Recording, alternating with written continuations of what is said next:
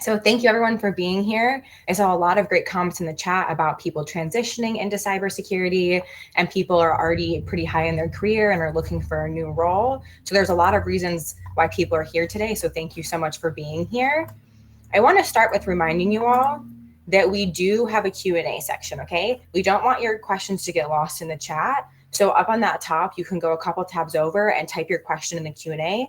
You can also be anonymous there if you have a question that you're maybe not comfortable sharing. Like, it could be a personal question about your career, but it still is an important question to ask. And if you don't have a question right now, you can also go over there and like other people's questions if you have a similar thought. So I want to encourage you to use that so nothing kind of gets lost in the chat as we're going.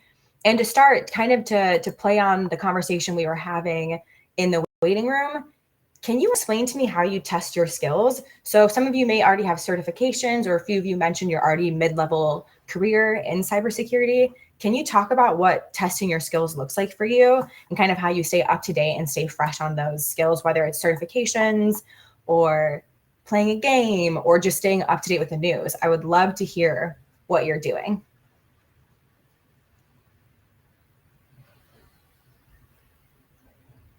I know for me personally, if anyone's heard of Kickstarter, I have personally invested in language learning apps on there. That's something I do. It's like a gamified version of how to learn. But how are you learning? How are you testing yourself? Feel free to type it in the chat. And if you don't know, just say, I don't know, or say none, that you don't do anything. Taking some certifications, trying Hack Me to Learn. You're practicing. I love seeing all of this. These are really good examples of kind of, there's a lot of resources out there and finding what works for you. And that's obviously why we brought you here today, to talk about one of those resources that's available. Following some professors, that's really smart. Follow some people that are maybe some experts in the industry. So I have to do a little self-promotion. If you've ever gotten an email from Program Lead or WICxCLOUDJOBS, that's me. My name's Marissa. I'm the one emailing you. And I want to encourage you, if you kind of don't know where to start right now, or you want to explore some options, look up our scholarships. You can visit womanincloud.com/workforce, and I'll also drop that link in the chat later. Explore what we offer. We have a few different offerings. So our cybersecurity only program, that's US based, but don't worry if you're global. Our global scholarship does include cybersecurity, as well as 15 other specializations and options, from data engineering to UX design to Azure admin. There's so many options there. And then if you're, like I said, I saw some people that were a little bit more advanced in their career. If you're at that level, you can check out our applied skills. It's the WICxSkills Ready Challenge. This allows you to kind of verify those skills. You can take a couple days to maybe a week or two if it's a little bit trickier, if it's something new to you, and earn some credentials to verify your skills. But please check out our scholarship page. We have a lot of options for you, and we're always open to feedback because we want to make sure that we're providing you with the best opportunities. And that's why we have brought KC7 with us today. I'll give you a little taste. So you may have seen some notes go out. These are some games that I was sharing with you all about cybersecurity and how to test your skills, some ways to maybe even add something to your resume, which we'll talk about that later. This is a little taste. If you haven't seen these, these are some of the games that we were promoting that were for kind of more fundamental and foundational skills in cybersecurity and addressing cyber threats, but there is more options. And the best people to talk about that are our experts. We have people from the KC7 team here today. And so I'm actually going to invite them to the stage now so you can hear directly from them.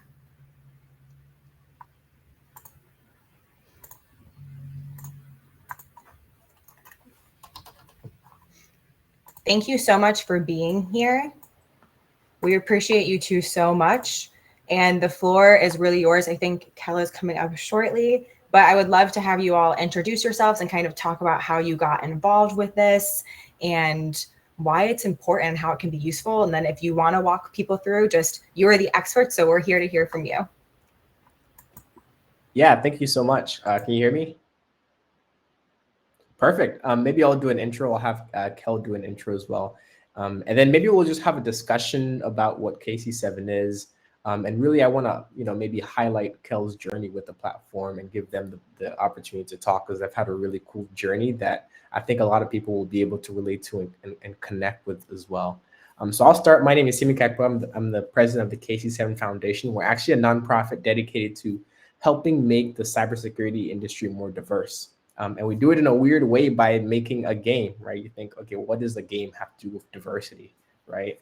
And we think essentially that if you can give everyone a chance to learn how cool cybersecurity is and to gain the skills that it takes to, do well in an interview and understand like fundamentally what it's about, you can get more people from, non-traditional backgrounds, people who may not have thought that cybersecurity could be for them, or maybe who can't afford 1,000 certifications into the industry. And so we've kind of been on this journey of bootstrapping and really like pouring out from our hearts to see how we can make that happen. And this is like almost exclusively a volunteer-led effort. We kind of started with some crappy code and we've worked from there and had a lot of community support, and really we've created a fun game that we like to play.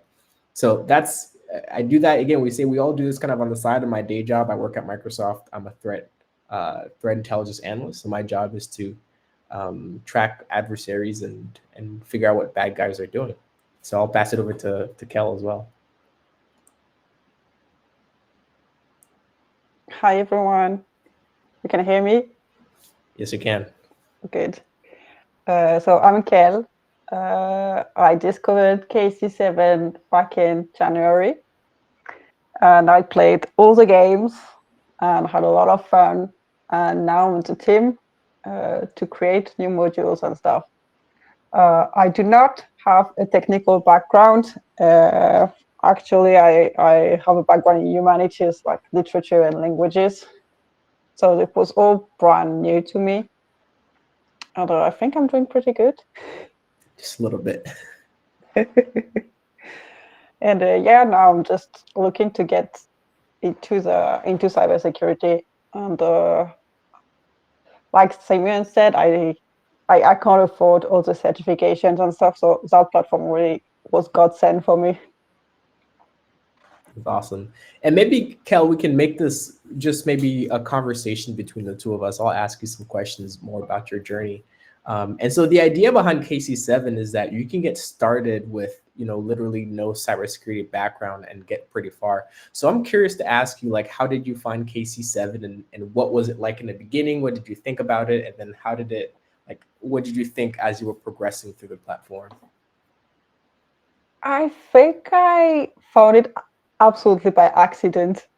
I must have seen something on Twitter and I was like, yeah, I was getting tired of try hack me actually. And I was like, oh yeah, okay, I'll try that. And like most people, I think I started with Valdoria because that was the beginner module at the time. And I was like, wow, that's really fun. It's fun. It's like I'm a detective. I'm learning stuff. It's really cool. And yeah, I just started from there and played a little bit every day after work, like getting like learning as I went, because like it's not just KQL, like the language to query. It's pretty easy as well. I mean, KQL is easy to pick up, and there's really good resources online. So even when you don't know, it's pretty easy to figure out something. But it's like the thinking behind it also that really interested me. Yeah. Like, yeah, it's really like all the platforms, usually they tell you, yeah, you do that, and they show you. But here you're like, you have to do still some research yourself. Yeah. That's great. Yeah, those are some really cool points you made. And I think what Kel was talking about, in every single KC7 game, you're essentially working through a full end-to-end intrusion. And so with maybe some other things, you might do a little thing here, a little thing there, and it's hard to connect it to like, okay, what does this actually have to do with cybersecurity, or like, why does this actually matter? And in KC7, we have like these like fun stories. And as you're going through the story, you're going through the investigation, you get to look in real data, query real data using KQL. And so literally that's the same platform that you might use with like Azure Sentinel, a lot of other Microsoft products. And so we're teaching you how to query data, how to use real cybersecurity tools, as well as how to build that investigative mindset. That gets really important. And I think part of the allure is that it really challenges the way that you think. And I'm curious, Kel, like, you started at the beginning, right? Maybe you didn't, you weren't the most experienced with this. And what was the process like as you progressed and things got harder? Well, it was a lot of research. Honestly, it's like when I didn't know what I was looking at or how to do something, I would research. And sometimes I would be stuck on a question for days. I was okay because I was still learning, and Yeah. it's part of the journey. And then when I joined the Discord, when I was really, really, really stuck and couldn't figure it out, I could just ask for help, and someone would be like, "Yeah, you can try that," and so it was a team effort in that sense, because like people are there as well to like help you get it, not giving you the answer, but like nudge you in the right direction. That was really great as well. Yeah. That's a really good point about, part of what you're learning, it's not just getting to the answer, but it's the process of figuring out how to get to the answer, and really build that investigative mindset, which is, hard to get like from just like reading books or like someone telling you about it. You kind of have to get in there and doing it yourself. I see some questions in the chat. Maybe we'll take a couple of them as we go. Someone asked, like, why did you switch to cybersecurity, or, why did you even think about cybersecurity at all? So I was in Scotland at the time, and I was looking to do something else, something new, and I went to that university open door, and they had the ethical hacking program, and I was like, oh yeah, that could be nice, that could be so cool. And they didn't require a background in science, which like I find now is really rare, at least because I'm French, and in France, like they're always asking you for like computer science stuff. Yeah. And so that program didn't, and was like, oh, I have a chance to actually get into that. So I did it for like a year and a half, and then Brexit happened, and so I left. And yes, and I went back into to France, and I couldn't continue on that path at first, so I had to just focus on online resources, because I just fell in love with it. It was so cool and so interesting. Like, and there's so much stuff to learn and to discover every day. Like, I think even you don't know everything. It's like impossible. Yeah. That's a big part of it too. Like I don't know everything, and part of building it for me is like I'm still learning new things all the time, and it's an opportunity for me to do research and figuring out like what I don't know. And I mean, even you, right? Like with the new modules. So Yeah. Kel, went from knowing nothing, and then I saw them like, crushing all the modules progressively. I'm like, who the heck is this person? And then all of a sudden, like right now, they're at the top of the leaderboard, right? So going from no cybersecurity experience to being able to understand intrusions at a very deep level, more than a lot of people that are in the industry, which is super impressive. So people ask, do you need some type of cybersecurity background to start on KC7? I think the answer is no, right? We build it so that you can know nothing at all about cybersecurity at all, and you can get in there and start playing today and build those skills. Is it free? Yes, it's completely free. You can get started today. We don't require, I mean, if you have a browser, if you have a mouse, I mean, maybe you don't need a mouse even. If you just have a browser and an internet connection, you can go to KC7cyber.com. We'll promote actually the Women in Cloud custom games. So maybe we'll put some of the links to that. We recommend you play with that. I think there may be some prizes associated with that. So highly recommend that you go in there and start today. And someone asked, outside of skill building, can this be used to help your career? And if so, how? And maybe I can start with take a stab at that. We'll say yes, right? So The skills that you get out of the game are really skills that investigative skills that apply to incident response, threat intelligence, threat hunting. So if you're looking for like a security operations center analyst job or like a threat intel type job or any really defensive cybersecurity type job, these are skills that will really help you go a long way. Because you're really understanding how intrusions work. You're understanding, okay, well, what are the attack chains that you might see in the wild? How do threat actors behave? How do I look for more malicious activity? And like, I think I'll maybe let Kel chime in, but you have to do a lot of additional research sometimes. Like you'll see a thing and you'll be like, okay, like what's that? Let me go look that up. Let me do research on that. And it really gives you a standpoint for like researching all the things you might need in a real life setting.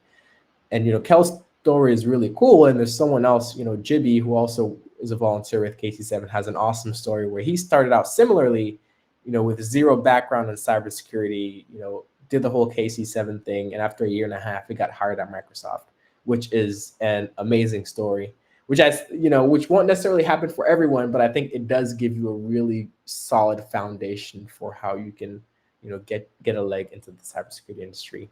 Kel, I don't know if you want to add in more to that. No, because I haven't found a job yet, I can't promise you it will work. But not yet. Doing it like GB is my goal. Is like is my model right now. Like if he can do it, I can do it.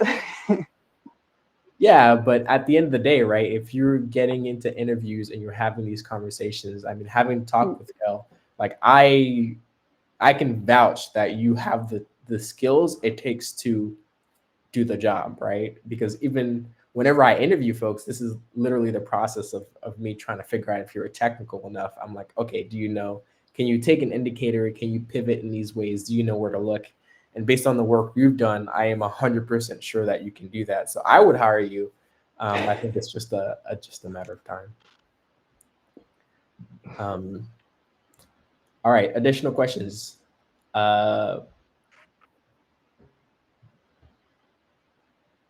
do you stay motivated when you get stuck? I'll let you maybe take a crack at that one. Well, I'll be honest, sometimes it was hard. And it will be frustrating.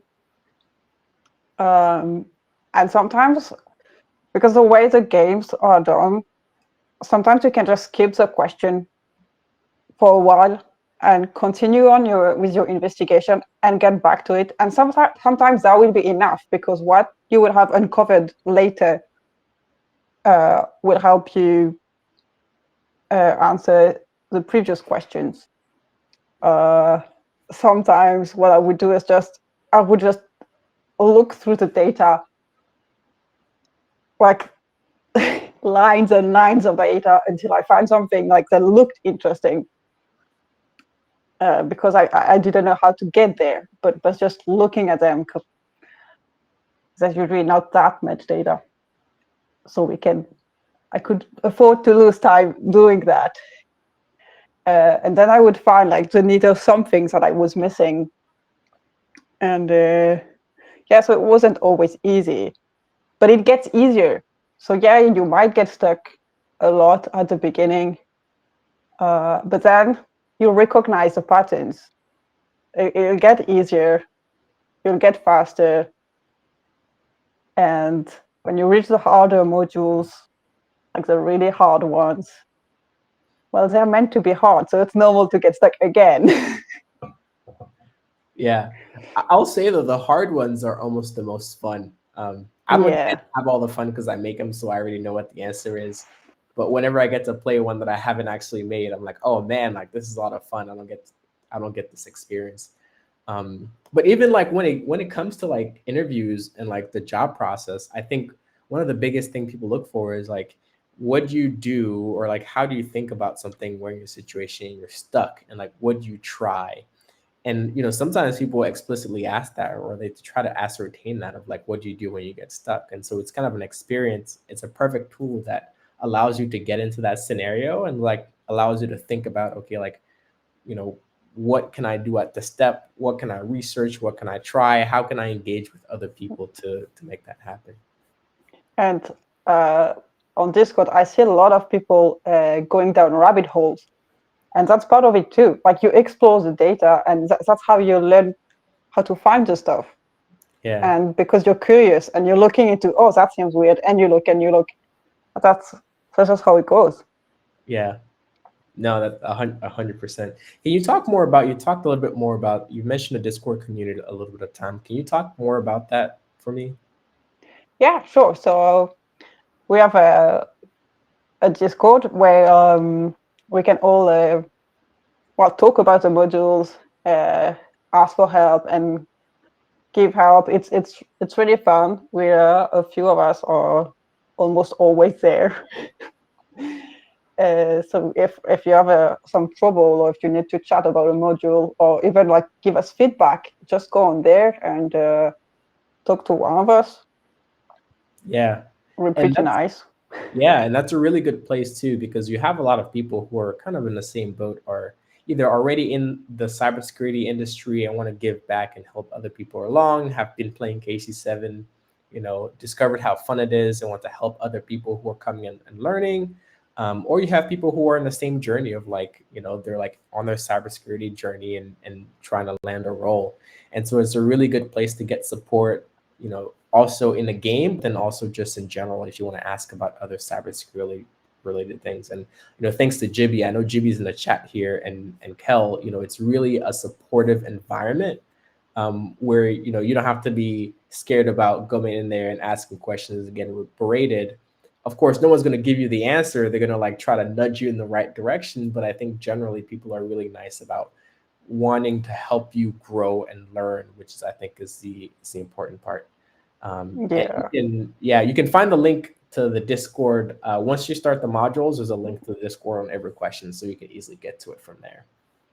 Like I said, we love to see new people engaging with the modules, and we love to see. I mean, I do. I love to see how you think, how you try, what you try to do, and I love helping you if like I see you're really trying and you're really stuck. Sometimes it's just a silly thing, like just the way you write your query and stuff. So I'll be happy to like explain to you why something didn't work or stuff like that.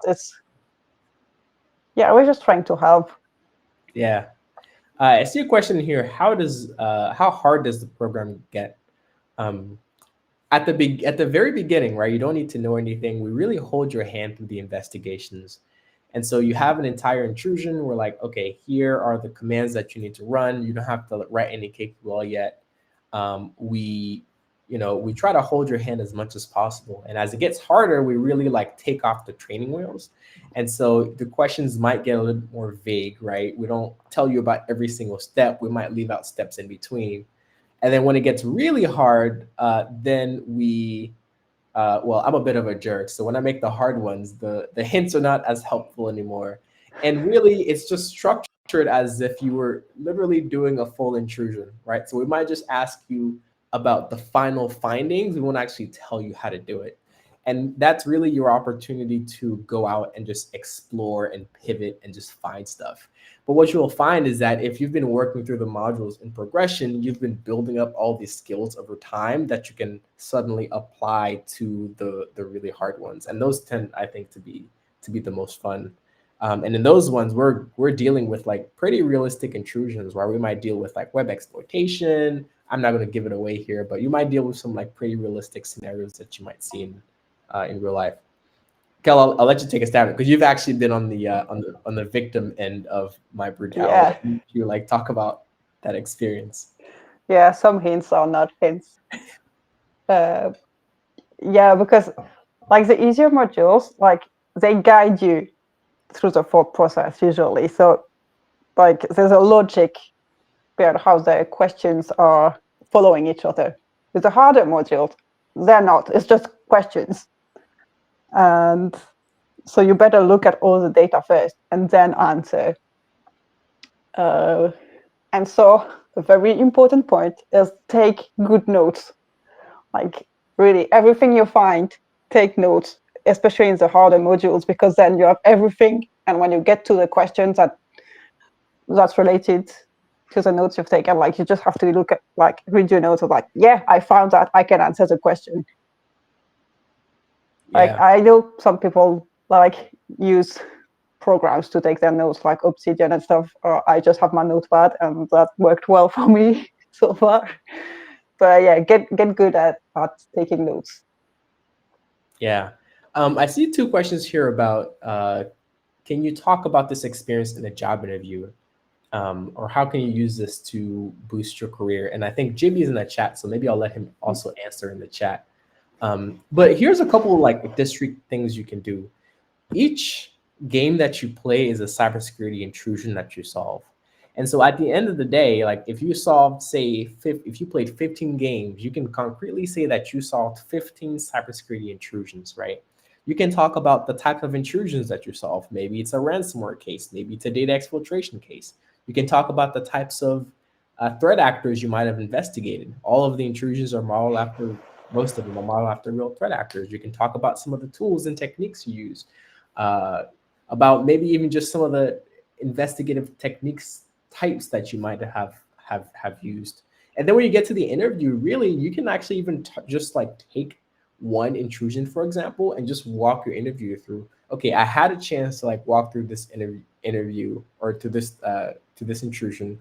This is what I started with at the beginning, and these are all the steps that I took. And I think generally, if you're able to do that, that tends to be pretty impressive for blue team reviewers. I don't know, Kel, if you've been through this, you've had an interview yet or been through this process. That's coming up for you soon. But I know that you've been working on your resume. I don't know if you have any tips to give there. Yeah, no, not really. I don't think I'm in a position to really give any tips right there. But well, it's what you said, like really write that you have experience, like yes, you did solve X number of intrusions, because that's what they want to see. They want to see you have some kind of experience. Yeah. Especially if you're not from that kind of background. Yeah, 100%. And I think one thing that we'll see as KC7 becomes more popular is that a lot more people will, start to recognize like, hey, you've like done KC7 modules, like you must know XYZ based on what you did. But one thing I want to highlight is that, hey, it's not the useful part of KC7 is not just to say that you did it. The useful part is like, I think as Kel would say, like, we'll probably agree with, it's the time that you spent in it and like what you learned from it. Right. And so it's not just about checking a box. It's about like spending the time in it and like trying to mold your mind to like think a different way from normal. Like that is like really the most interesting part of it. And the biggest thing that you're going to get out of it that no one can do for you. You just have to, it's there for you to get for yourself. All right. Other question. All right, what does the game look like? All right, unfortunately, I don't have a share screen for it. So maybe we'll talk a little bit more about it. I don't know if I can share screen on here. You should be able to. Let me check your settings, but it's just a share button on the bottom. All right, let me see if I can. While you're looking at that, Kel, could you give us some of your biggest tips for using the platform? Because as I played the Scandal game, I tried to, and I have no experience, just so I could see kind of what people would be going through. And it was like, I was like, oh my gosh, this is a lot. I come from the humanities. But could you kind of talk through maybe some tips for like the newbies and then also for more advanced people? Because we do have some more advanced people with us here today as well. Well, with the platform is pretty easy to use. I mean, the website, it's after when you're like, when you query the data, but I mean, to me now it's linked. Yeah, see on the share screen, the panel, the huge panel on the right is where the data is. And on the left is the question, where there's the pictures. Honestly, yeah, while you're querying the data, you can take notes. You can like use comments on the, there where Simeon is writing. You can use comments so you remember where you are in the game, what you used. Sometimes it's useful because, especially in later modules, sometimes I refer back to results, so to things you found earlier. So it's good to keep your queries handy there, because then you can just get back to it. I don't want to make it too complicated. But no, that's really helpful because there's so much information. And even again, as someone that tried the very beginner level game, I was like, whoa. And that's like the easy one where you're hand holding. So just like those tips to stay organized and like reference your previous material because it does build on itself. Yeah. I think it's really useful. And I'll let you answer this, Kel. Someone asked if they don't like video games, is this a good experience? Is this a good way to get hands-on experience? What do you think about that? So I like video games, so I don't know if I'm the best place to answer. But like, would you compare this to a traditional video game, or would you say this is like a gamified experience? It is a gamified experience. Yeah, it's not like a video game. It's more like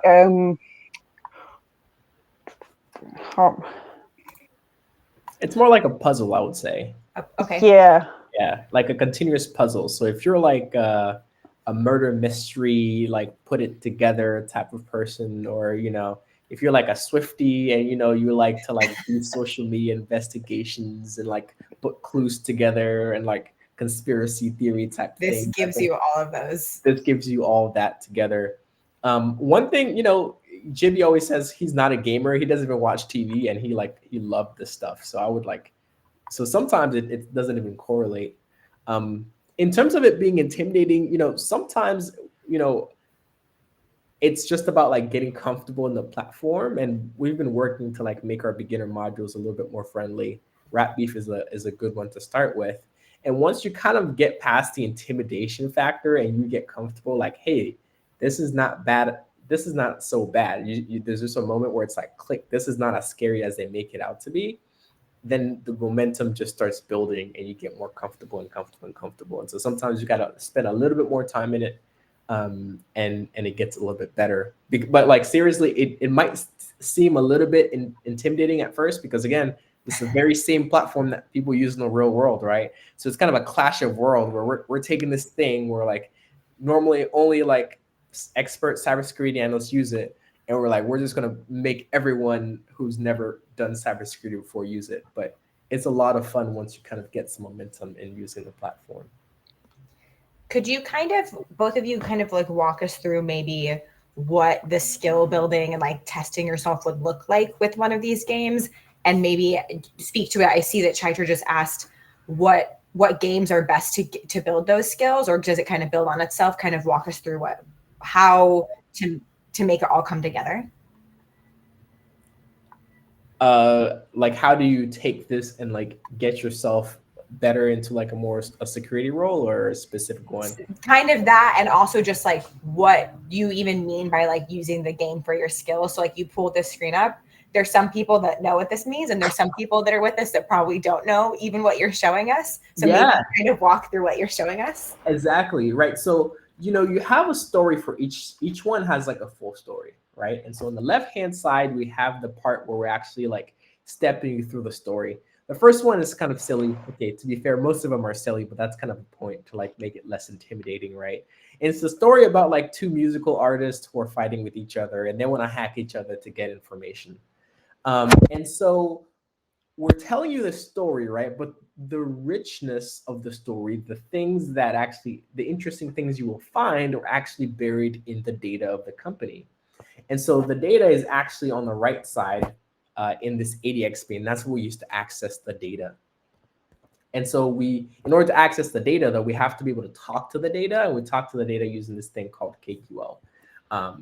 And KQL might seem intimidating at first. It's fairly simple once you start to get comfortable with it. We have like the KQL 101 sections that we have in every module that you probably get sick of. But as you learn to write these queries, and initially we'll give it to you, you'll learn how to like ask the right questions of the data to get the answers that you want. And so here's an example one where we ask you, hey, you're at this music production company, and we want to know what the CEO's name is, right? And so we have this very simple query where we're looking in a data table called employees for the employee where the role name is CEO. And once we run it, we'll look at this at the bottom here. We'll look here is actually the results from this query that we ran, right? So we're asking this question of the data, what is the name of the CEO, right? We're transcribing that into this other language. And so if you can see, we can see that the name is Sean Crater, which is like Sean Carter. So you'll get like these small things. And then we just enter it here. So here's the second one. We're asking, we've seen this IP address, and we want to figure out what activities happening from this IP address. This query might look a little bit scary, right? If you've never seen an inbound network event and you've never written a query of this complexity, but usually you have to kind of work with us. It's okay for you not to know like absolutely everything that's happening. It's okay for you to like go with the flow and just get exposed to it. And then over time, we teach you exactly what everything means. But the answer to the query will be, looking in the data, right? And so we're saying, okay, or maybe Kel, I'll let you walk through this one, and I'll just kind of drive as you're talking through it. We're gonna put you on the spot, Kel. Yeah. Yeah. Oh, wait, because I'm on my phone, so I'm gonna put it up. So no worries. So the question here is how many rows did we get back, right? And so the answer here is just 19, which is pretty simple. Oh, yeah. Why can't And and I just want to say that I've tried two others way to like query data. One that we offer actually on KC7, and another one. And honestly, KQL was the easiest to start with and to understand and to use. It is the easiest. By far, yeah. Yeah. I've tried a lot of different things, and KQL is the easiest one, and that's actually why we use it. We use it because it takes away. We don't want you to get stuck thinking about the technical like query language. We want you to like get into the story and get into the data, because that's really what's most important. The technical language will change realistically, but the skill set that you build from like thinking about technical intrusions, like that is like the million skill set. And that's what if you hire like the most senior level analyst, and you're like, what skill set do you want them to have? Like that is the skill set that people are usually looking for. And that's what skill set we want to get more people. So here we're saying, hey, what piece of information were they looking for Drake? So here we're looking at, if you're browsing a website, right? You go to like google.com, right? Any website you visit, they're collecting information from every way you interact with it. That's just like standard procedure, so that they can figure out what hackers are trying to do against them, and so they can debug. And so here we have the data from like the OWL records, this company's logs from when people are interacting with it from a very specific IP. And so we can see what people are searching against the website, right? So if someone goes into the website and they go in the search bar and they say, hey, I'm going to look for this specific thing, we can see whatever they were searching. And here we see that someone of interest with this particular IP address was looking for something from Drake. So what are they looking for? Where we can like read through it. And here, this one says, what is Drake's email address, right? So what piece of information were they looking to get? Well, it's his email address. Now you might think, okay, well, why would someone be looking for your email address, right? And you can kind of, Kel, I'll ask you that question. Why might you be looking for someone's email address? Especially if their music is so... Yeah, in that context, you might want to contact them to give them some malicious file, or to direct them to a website to steal their credentials. Exactly. So you might send them a phishing email, right? So it's like, okay, well, how do they find, right? We all have received a phishing email at some point in the future. So how did the adversary find our email address? This is kind of the process, right? They go on websites, they do some research. And here, this is just us finding this in the data. And so, if you work through the rest of the case, we'll show you, okay, well, What phishing email do they use? What happens after it gets clicked? Like, what is actually going on the other side of that malicious click? And that's really, the fun of the investigation. I see one question here. Do you have this? Do we plan to use the platform to recruit future cybersecurity analysts? Yes. So KC7, we use this for transitioning adults. We actually use this a lot for high schoolers. So there's a really fast growing base of like high school and middle school organizations or schools that are using KC7 as a way to teach the youth how to investigate and find love for cyber. So yeah, definitely we're using it for folks of all sizes. But again, like it is a kind of a universal way of learning cybersecurity. So whether or not you're an adult, whether you're in a high school, college, etc. I think it's a fun way of learning, right? Yes, cybersecurity is a very serious thing, but that doesn't mean that we can't have fun learning it. Kel, I don't know if you had any parting words here. Yeah, I would say we'd love to hear any last minute thoughts or tips or just kind of anything about your journey that you want to share.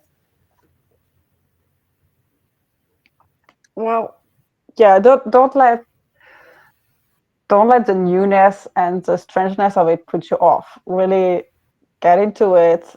It's gonna be weird at the beginning for you, especially if you don't have any experience with it, but you'll get there and you'll have fun.